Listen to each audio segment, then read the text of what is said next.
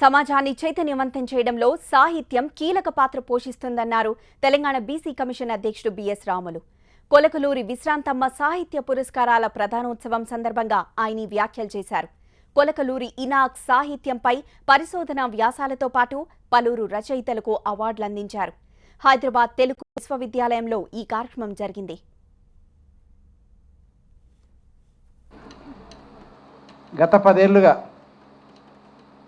ఆచార్య కులకర్ణి గారి స్ఫూర్తితో ముందుకు వచ్చినటువంటి ఆశాజ్యోతి, మధుజ్యోతి ఈ కార్యక్రమాన్ని నిర్విఘ్నంగా ఇక్కడే నిర్వహిస్తున్నారు.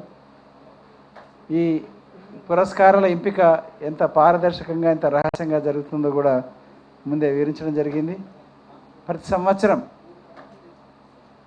ఒక పండగలాగా జరుపుకోవడం అనేది గొప్ప విషయం. ఇవి సాహిత్యోత్సవాలు, సాహిత్య వాతావరణాన్ని యువతరం నుంచి ప్రోత్సాహాన్ని అందించడానికి, ఆ స్ఫూర్తితో ఇతరులు మళ్ళీ రాయడానికి, మరింతగా ఎదగడానికి ఈ పురస్కారాలు ఉపయోగపడతాయి.